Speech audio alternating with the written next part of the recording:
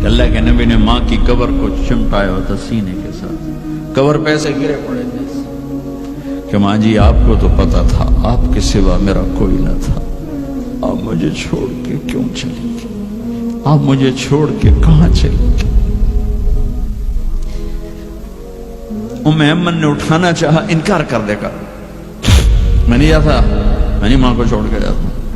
کھینچ کے لے گئی، گھسٹتا ہوا بچہ پہاڑ سے اتارا،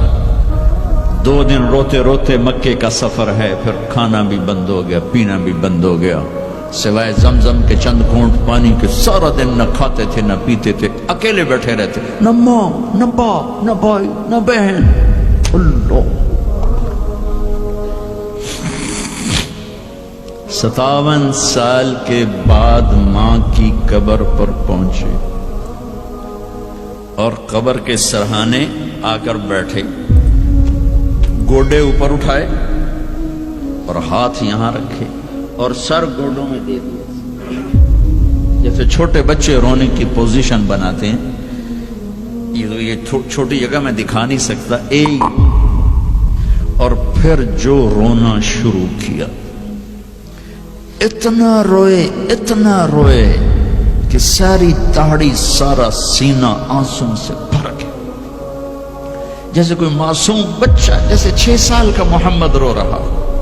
صلی اللہ علیہ وسلم، اتنا روئے کہ وجود ہل گیا، اور پھر فرمایا کہ میں آگے نہیں جاؤں گا، میں رات یہیں رہوں گا۔ تم کیا جانو رشتے کیا ہوتے ہیں، تمہیں صرف پونڈ گننے آتے ہیں، تم سے مراد میں بھی اور سارے بھی، کہ ناراض نہ ہو جاؤ، ساری امت کا یہی حال، رات وہاں گزاری، ہائے کیا کہہ رہے ہیں، کاش میری ماں کبھی ہوتی،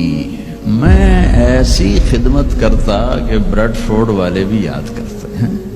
میں ایسی خدمت کرتا کہ میں عشاء کی نماز کے مصلی پر کھڑا ہوتا اور سورۃ فاتحہ پڑھ رہا ہوتا، اور پھر ادھر سے میری ماں کہتی محمد، تو میں نماز توڑ کے کہتا لبیک اماں جی، ماں جی حاضر ہوں، ماں جی حاضر ہوں۔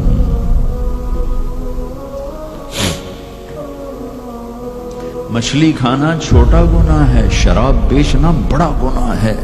سود کھانا بڑا گناہ ہے، ڈرگ بیچنا بڑا گناہ ہے، چوری ڈاکے